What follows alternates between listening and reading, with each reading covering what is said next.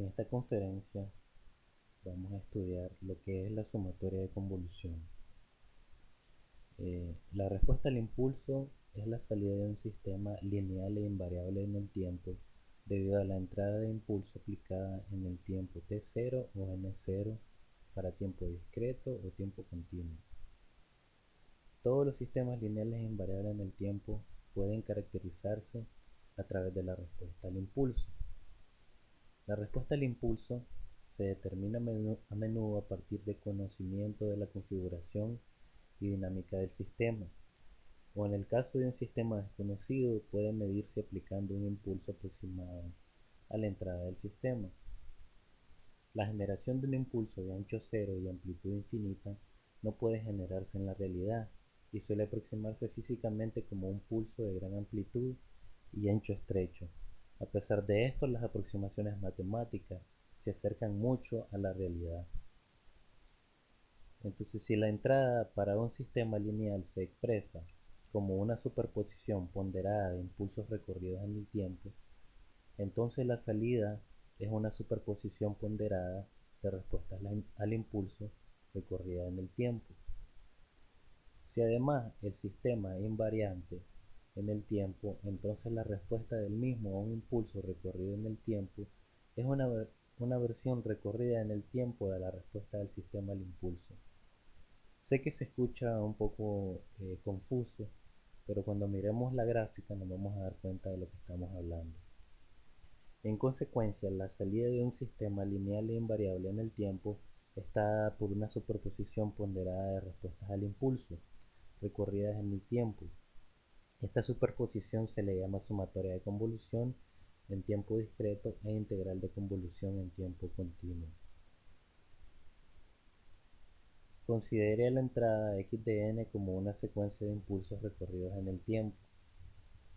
Entonces la entrada es x de n y si la multiplicamos por delta de n, nosotros sabemos que delta de n es la función impulso. Entonces esto va a provocar que solo la señal x de 0 exista. Estamos eliminando todas las demás señales de x de n y solo estamos dejando la señal que existe en x de 0. De manera general podemos decir que podemos escoger la señal que exista en el valor que nosotros queramos, en este caso va a ser k, y la podemos multiplicar por la función delta y en ese caso nos va a generar la función x de k, que es la señal en donde a mí me interesa. Es decir, estamos partiendo como que si fuese un pastel x de n en los pedazos para los cuales x de n existe, que son los valores enteros. Podemos generalizar que la sumatoria de convolución va a tener la siguiente, matemáticamente se va a expresar de la siguiente manera. X de n va a ser igual a la sumatoria desde menos infinito hasta más infinito de la señal x de k por delta de n menos k. Entonces, por ejemplo, para x de menos 2, la vamos a multiplicar por delta de n más 2. Sabemos muy bien que aquí la fórmula tiene un signo negativo y por eso se torna positivo. En el siguiente caso tendríamos x de n menos 1 por delta de n más 1 y así sucesivamente. Nosotros podemos ir sumando cada uno de estos valores, es decir, cada uno de los valores de x para los cuales x existe, y al final sumarlo todo nos daría la señal original. Les repito, sería como partir un pastel en pedazos. Entonces, la señal original está conformada por cada uno de estos impulsos. Como podemos ver aquí está para x de menos 2 tendríamos este valor que se aproxima más o menos a 1. Para x de menos 1 podríamos tener un menos 1. Para x de 0 podemos tener un 2. Para x de 1 tendríamos un 2 y para x de 2 tendríamos un 1. Sumando todo esto nos da la señal original. Entonces, formalizando la sumatoria de convolución, la salida de la señal sería la convolución de la entrada multiplicada por la respuesta al impulso de la misma señal. Todo esto lo vamos a ir multiplicando, es decir, cada uno de las señales x de k, es decir, cada uno de los impulsos que multiplican a x de k va a provocar que la señal x solo exista para los valores de k. Y entonces lo que vamos a hacer ahora es que x de k se va a multiplicar por la respuesta al impulso h, y eso es lo que vamos a obtener como salida. Miremos este ejemplo. Eh, este sería un sistema lineal siempre, ¿verdad? Lineal e invariable en el tiempo. Entonces vamos a hacer una pequeña manipulación. Sabemos muy bien que podemos, en vez de multiplicar la señal por el impulso unitario, podemos multiplicar la señal por la respuesta al impulso unitario. Un ejemplo claro de esto es, que quizás no tenga mucho que ver con la electrónica, es el mismo ejemplo del jugo de naranja. Si tenemos una exprimidor de jugo de naranja y le metemos una naranja, ¿qué es lo que obtendríamos? Obtendríamos siempre jugo de naranja, y pues podríamos decir que como resultado secundario tendríamos la pulpa, ¿no? Ok, entonces si nosotros podemos decir que el sistema, cualquiera que sea, en este caso como les estoy diciendo, un exprimidor de jugo de naranja, cuando le metamos por ejemplo una, eh, una manzana, probablemente nos vaya a dar jugo de manzana. Entonces, en todo caso, lo que estamos definiendo es que el sistema H es un exprimidor de jugos. Entonces, eso es lo que nos está permitiendo hacer esto. Como ven, H, que es la respuesta al sistema, ahora forma parte de la respuesta al impulso del sistema. Sabemos que el impulso lo que hace es definir un sistema. Siguiendo entonces, vamos a suponer que es invariable en el tiempo. Como es invariable en el tiempo, yo puedo trasladarla, esa respuesta al impulso, a cualquier instante de tiempo, y debería de ser consistente, no debería de cambiar. Entonces formalizamos la sumatoria de convolución como esta ecuación, que dn es igual a la sumatoria desde menos infinito hasta más infinito de x de k por h de n menos k. Entonces esta sería la respuesta al impulso multiplicada por la señal x de k en sus valores ponderados, y luego pues sumamos toda esa respuesta. Y esta es la última ecuación, la formalización de la sumatoria de convolución. Vamos a hacer un ejemplo. Vamos a suponer que tenemos un sistema H y tiene esta respuesta al impulso. Aquí siempre viene la duda, ¿no? ¿Por qué estamos utilizando señales tan simples? Bueno, si nosotros convolucionamos, por ejemplo, la respuesta al impulso de un filtro, digamos un filtro paso baja, lo convolucionamos con una señal de voz, la salida de esa convolución va a ser la señal filtrada. Podríamos tomar estas dos señales, la respuesta al impulso y la señal de voz. Sin embargo, no nos daría una explicación muy sólida acerca de lo que sería la convolución. Por eso necesitamos señales sencillas para que ustedes puedan entender el proceso de la convolución. Entonces, tenemos la respuesta al impulso, que sería u de n menos u de n menos 10, es decir, un impulso unitario que empieza en 0 y sigue hasta el infinito, y luego tendríamos otro impulso unitario que empezaría en 10 y seguiría hasta el infinito. La resta de estos dos elementos me va a dar un tren de pulsos que va desde 0 hasta 9, porque en 10 se empiezan a cancelar. Del mismo modo, este sería un tren de pulsos que empieza en 2 y termina en 6, porque en 7 se empiezan a cancelar. Miremos esto entonces con gráficas. U de n-2 sería, como pueden ver aquí, la señal empieza en 2 y sigue hasta el infinito. Esto le puede servir de ejemplo para el trabajo número 1.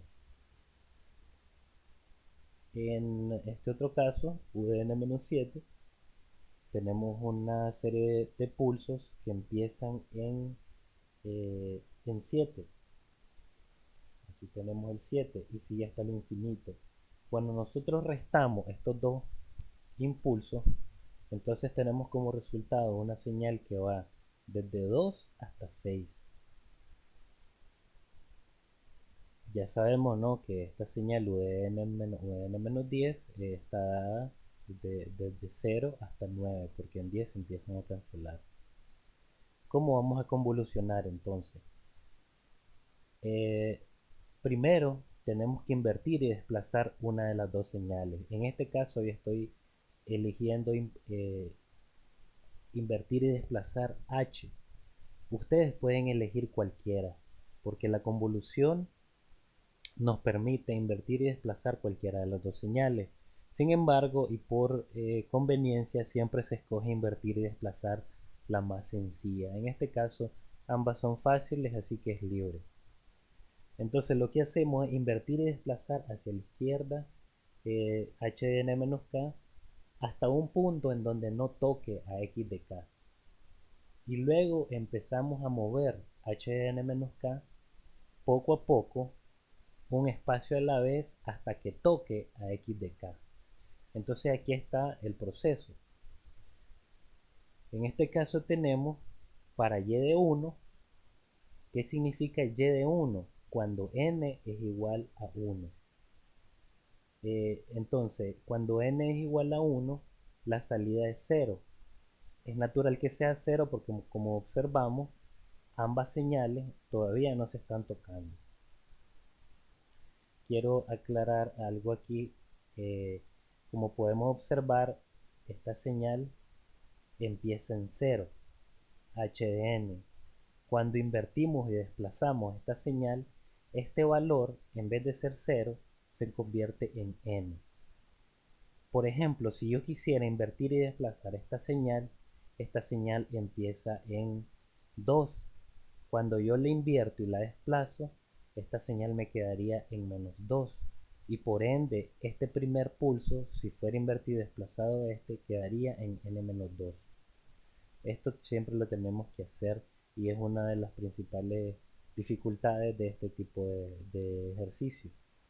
Por eso también escogimos esta, ¿no? Porque n empieza, el 0 se convierte en n. Ok, sigamos entonces. En este caso la convolución no tenemos ningún resultado porque no se están tocando ninguno de los dos pulsos. Para y, cuando n vale 1, ¿qué pasa cuando n vale 2? Es decir, este pulso que está aquí está tocando este otro pulso. Tendríamos la convolución de estos dos elementos. La salida va a ser 1. Luego continuamos para y de 3 y vemos que son dos pulsos los que se están convolucionando. Por eso aquí aparece 1 por 1 más 1 por 1 y es igual a 2. De igual manera, para y de 4, estos tres pulsos se están convolucionando con estos otros tres. Seguimos para y de 5, ahora son 4 pulsos los que se están convolucionando y por ende mi salida es 4. Seguimos para y de 6 y tendríamos que estos 5 pulsos se están convolucionando con estos otros 5. Por ende, sería 1 por 1, más 1 por 1, más 1 por 1, más 1 por 1, más 1 por 1 y el resultado va a ser igual a 5. ¿Qué pasa para y de 7? Como podemos observar, estos 5 pulsos se están convolucionando con estos 5. Este último pulso ya empezó a convolucionarse con 0, por eso su resultado no contribuye a la salida de la convolución. Y estos otros pulsos no están convolucionándose con nadie, bueno, en realidad con 0, ¿verdad? Y por eso también su resultado es 0. Como podemos observar, a la salida se está comportando como una constante en 5. ¿Hasta qué punto? Hasta este punto, que es en donde la señal x de n-k está tocando por última vez este pulso y se están convolucionando 5 pulsos con 5 pulsos. Si continuamos de la siguiente manera, moviendo HDN-K hacia la derecha, una posición más, este último impulso ya no se convoluciona. Bueno, se está convolucionando con 0 y por eso no contribuye a la salida. Por ende, solo son 4 los pulsos que se están convolucionando con estos 4 y la salida empieza a caer. Continúa cayendo hasta que se termina la convolución y nosotros podemos formalizar de la siguiente manera. Si la señal x de k es como está descrita en este gráfico, de igual manera HDN-K, la convolución de ambas señales es este resultado. ¿Cómo obtuve estos datos? N-1, haciendo la ecuación de la recta punto punto. Ustedes pueden hacerlo también. También pueden solo dar la respuesta gráfica si se les hace difícil dar este tipo de respuesta numérica, ¿no? o ecuacional. Ok, entonces, ¿para qué nos sirve esto? Les repito. Bueno, si tuviésemos un filtro y la respuesta al filtro, la respuesta al impulso del filtro fuera HDN-K y mi señal de audio fuera esta señal, entonces el resultado sería la señal filtrada. Si x de k fuera una imagen y HDN-K sería una imagen, por ejemplo, que le quita el ruido granulado a una imagen, entonces la salida sería la imagen sin ese ruido. Si por ejemplo la respuesta al impulso sería un filtro que elimina los colores y me deja solo en escala de grises, por ende la salida sería una imagen en escala de grises. Y así sucesivamente podríamos buscar más ejemplos en la vida real. Entonces vamos a formalizar textualmente qué es la sumatoria de convolución. Entonces primero graficamos x de k y h de n-k como una función de la variable independiente k. Para determinar h de n-k se debe de reflejar primero h de k en torno a k igual 0 para obtener h de menos k y luego recorre en el tiempo h de menos k en torno a menos m. Eso nos daría h de n menos k. Se empieza un corrimiento en el tiempo n grande y negativo.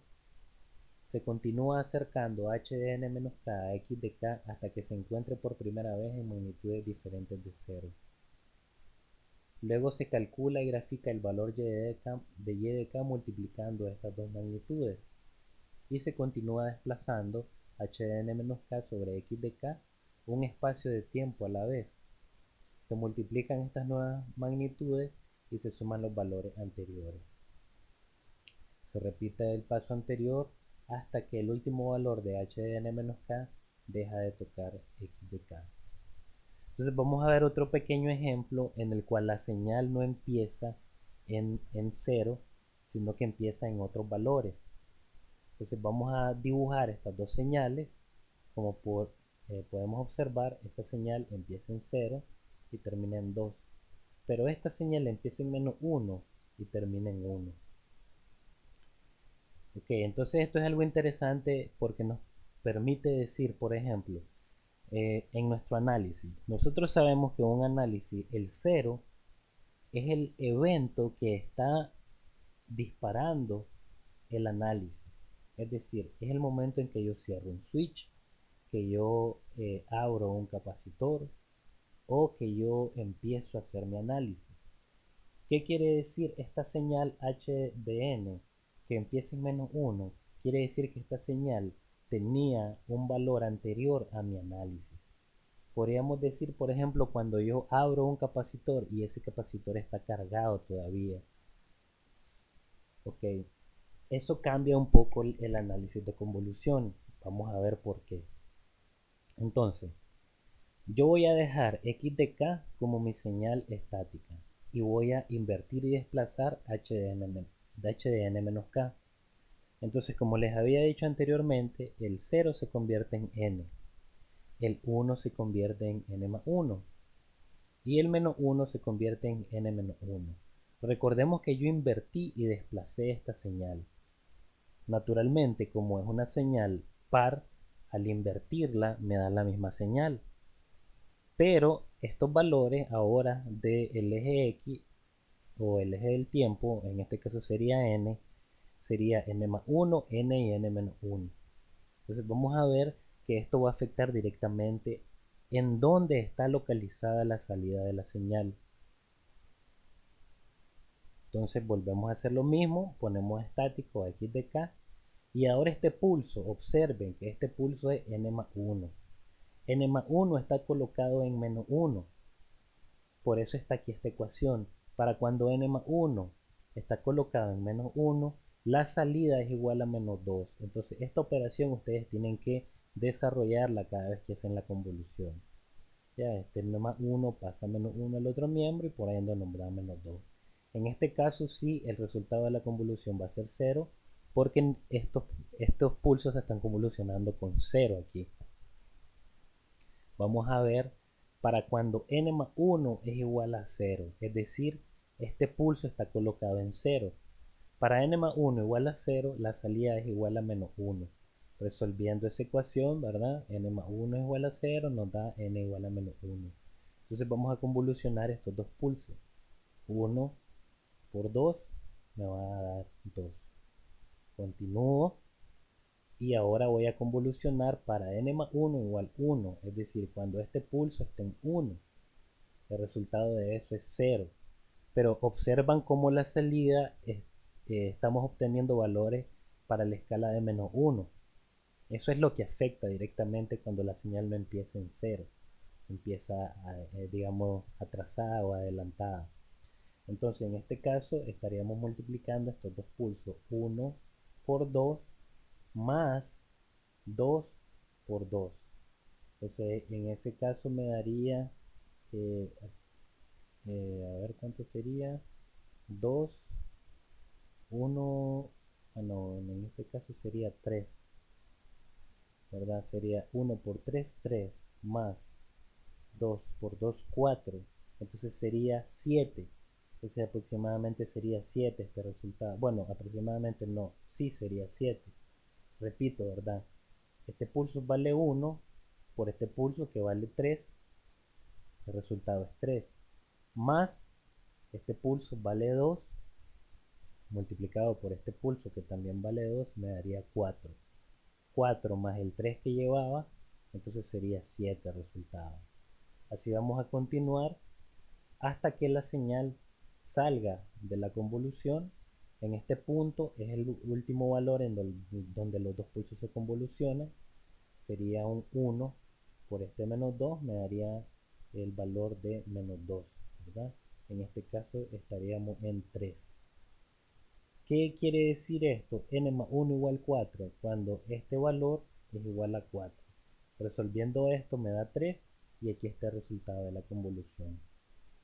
Entonces en este punto ya la convolución ya no tendría valores de salida porque estaría convolucionándose este 3 con este pulso que esté en 3 que vale 1 con este otro pulso que esté en 3 que vale 0 y ahí terminaría la convolución. Volvemos a formalizar el resultado.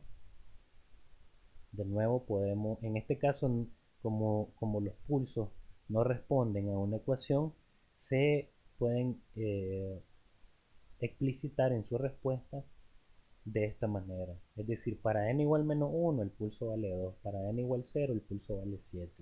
Si recordaban en el ejercicio anterior, aquí podíamos hacer ecuaciones porque respondían, ¿no?, a una línea diagonal eh, eh, que podía ser definido por una ecuación, pero se podía sacar su ecuación por la ecuación de la recta punto punto. En este caso no se puede. Bueno, este sería un ejercicio que les recomiendo que lo desarrollen. Suponga que la entrada x de n es menos u de n, sería un pulso que empieza en 0, pero que es negativo, ¿no?